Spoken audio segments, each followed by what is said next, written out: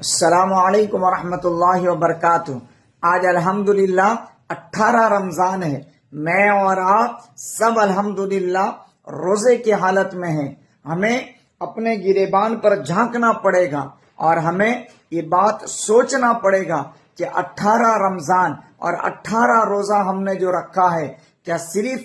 بھوک اور پیاس کی شدت کو ہم نے برداشت کیا ہے یا اس کے ساتھ ساتھ ہم نے گناہوں سے بھی بچے ہیں؟ ہمیں یہ سوچنا پڑے گا کہ ہم نے کوئی ایک روزہ بھی اس طریقے سے رکھا ہے کہ جس روزے کے اندر ہم نے کسی کی غیبت نہیں کی، کسی کی برائی نہیں کی، کسی کو تانا نہ دیا، کسی کو گالی نہ دی اور کسی کے بارے میں غلط نہ سوچے اور کبھی گانا بھی نہ سنا، صرف قرآن کی تلاوت میں ہم نے وقت گزارا اور ہم نے کسی کی برا نہ چاہا، کسی کو دھوکہ نہ دیا، کسی کی بے ایمانی نہیں کی اور ہم نے کبھی جان کر کم بھی نہیں تولا۔ اگر اس طریقے سے اگر میں اور آپ نے روزہ رکھا ہے تو پھر ہم قابل ذکر ہیں کہ ہماری روزہ قابل قبول ہے۔ اس لیے جو ہے روزہ صرف بھوک اور پیاس کو برداشت کرنے کا نام نہیں ہے، بلکہ بھوک اور پیاس کے ساتھ ساتھ ہر چھوٹے اور بڑے گناہوں سے بچنے کا نام ہے